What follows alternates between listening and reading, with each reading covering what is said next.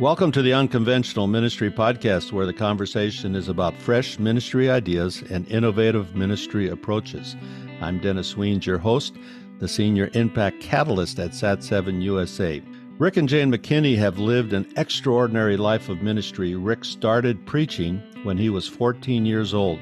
Once described as mavericks, they have literally stepped out into the unknown to embrace God's call and experience God's presence in a way that only comes through a life of obedience. Whether planting churches or traveling the world to perform concerts, building a house in Mexico, traveling from village to village in India, they have followed God's voice as He led them forward one step at a time. God even asked them to walk across America, which they did. 5 million steps each, 2,770 miles, and hundreds of gospel conversations, which we are going to talk about. So, Rick, welcome to the Unconventional Ministry Podcast. Thank you. I'm glad to be here. Yeah, you've had a lot of experience, and we were just visiting a little bit. Your experience have taken you around the world, but at the core, you're a pastor, you're a discipler, you want to follow God's calling. And so this is really interesting that you wake up one morning and God tells you to walk across America. So I'm sure there's a backstory to that understanding that God wants you to walk across America. Let's start there for our podcast listeners to this backstory. Where did this come from? How did you hear this request that God gave you? Well, we were in full-time evangelism traveling around the country. And in 2005, we had kind of honed in on reclaiming America for God. And I was preaching a series of sermons. We were singing. We had done lots of research about the origins of our country. And so that's really where our heart was. And I was studying one night, reading Joshua chapter 1, and I read the words, "Every place you put the sole of your foot, you can claim for me." And I literally felt like I heard a voice in the room with me. I was the only one in the room. I actually turned around to see. And that's not usually how God speaks to me. And I doubt if anybody else in the room could have heard it.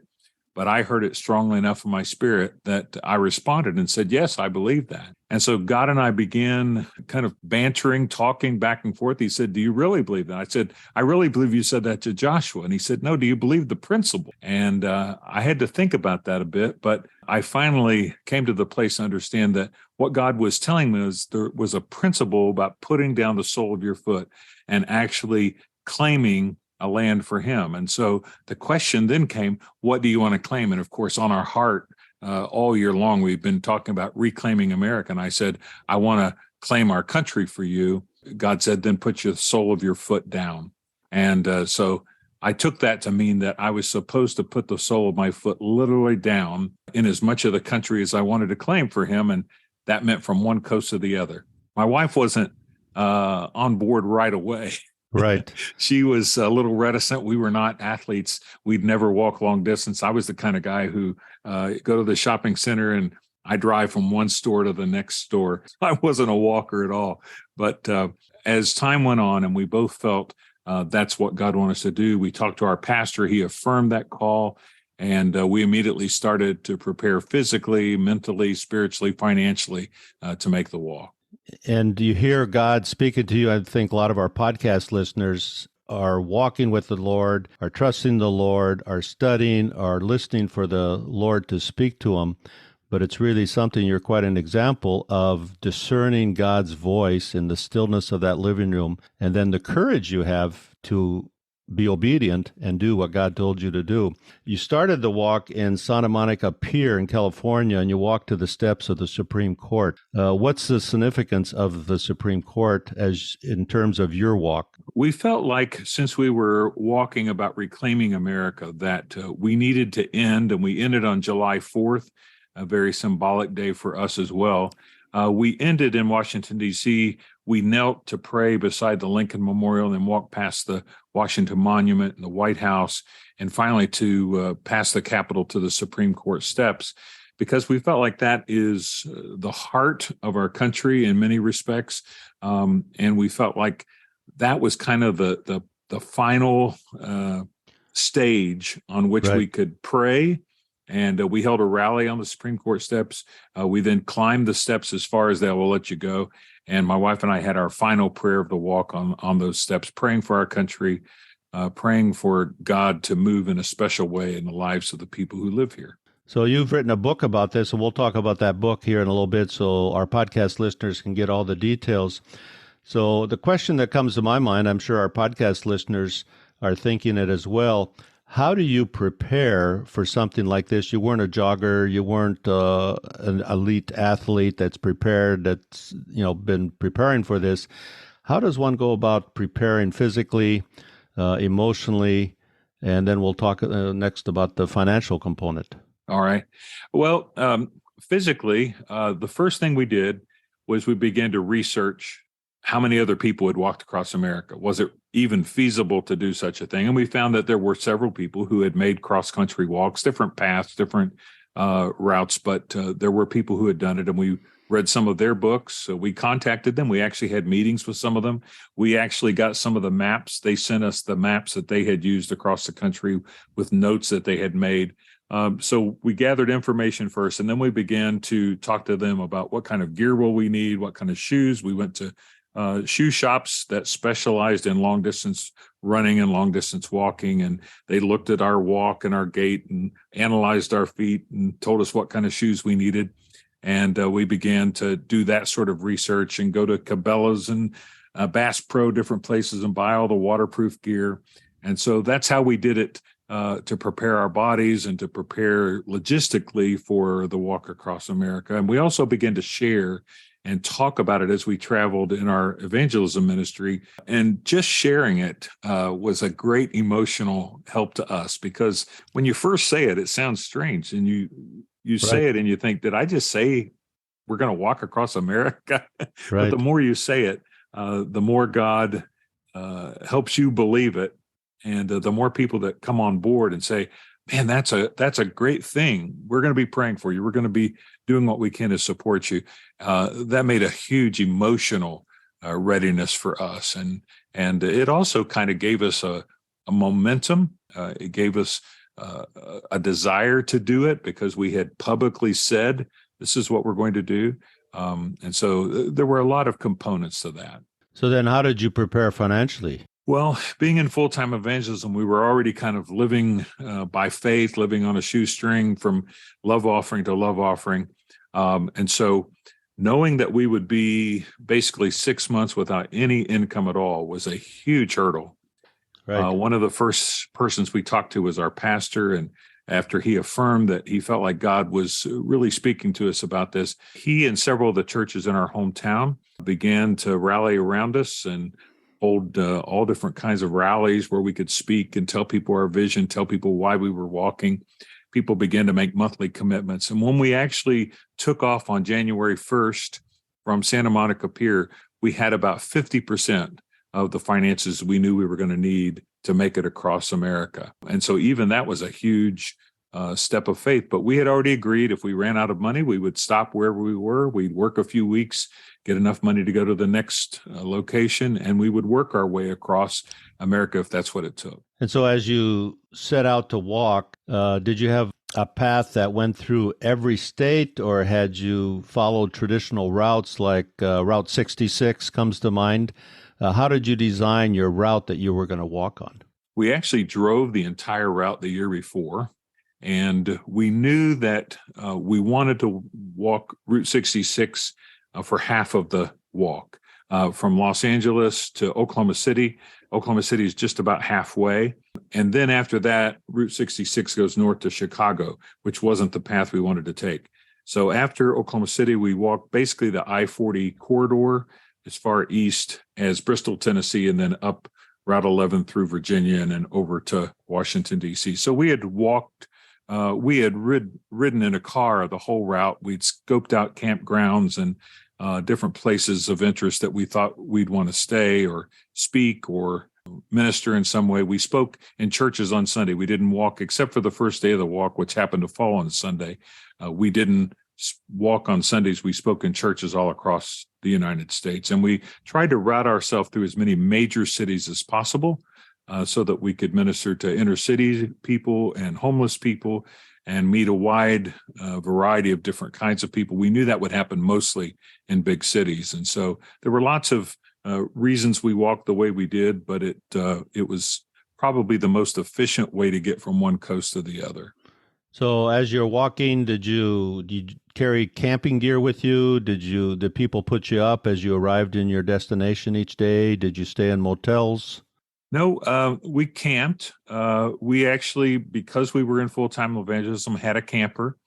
And the most interesting thing happened as we began to promote the walk. Moody Radio and K-Love Radio and several television stations, newspapers began to carry the story. The word sort of spread, especially in Christian circles, and people began to call us or write us, email us and say, how can we help? And so we had a different person or couple come every week of the walk and drive a support vehicle.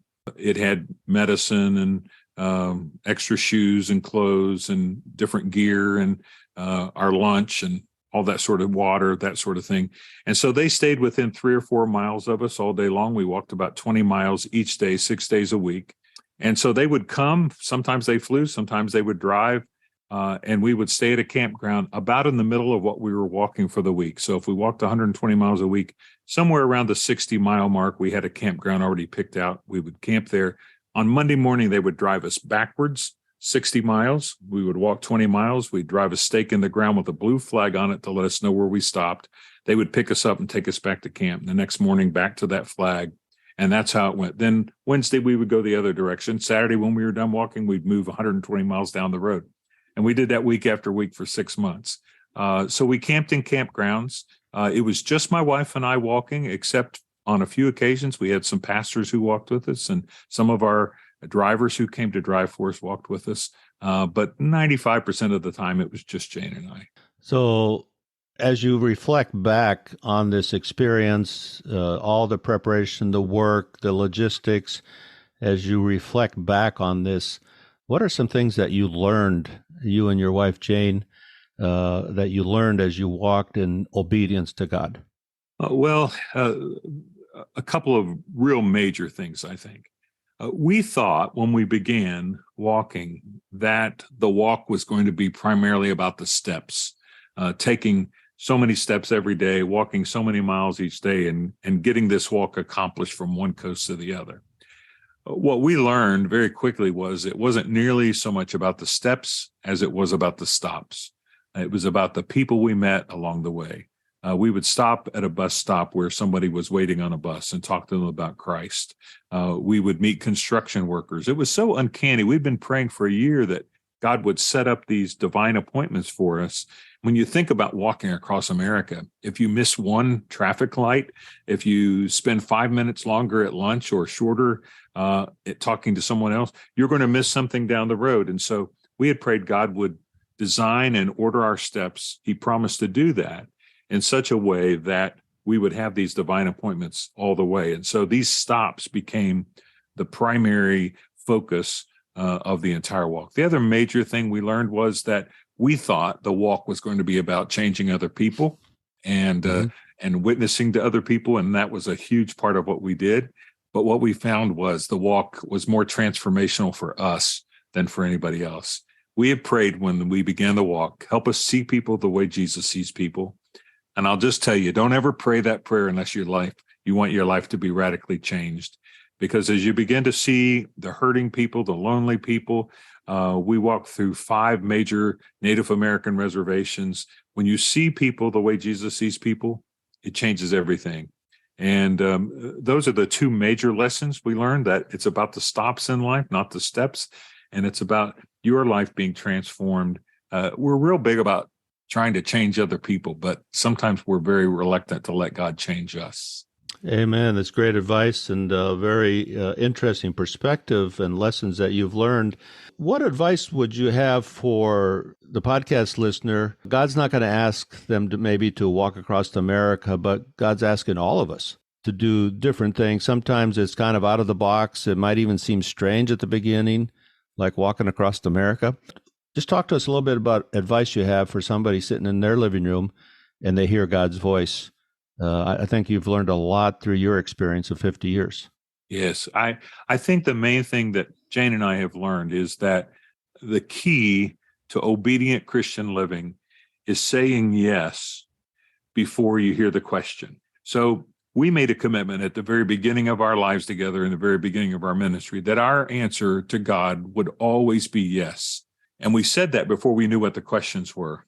So if you make that commitment to God, then when he asks you to do something, it may be something predictable, it may be something completely out of the ordinary, but you don't have to make the decision at that point about whether or not you're going to do what God asks you to do, because you already made that decision. You already made that commitment. You already made that vow to God. The answer will always be yes, no matter what you ask me to do. I believe with all my heart that when you make that kind of commitment to God, that he'll ask you to do some things that somebody else may not get asked to do because their answer would be no.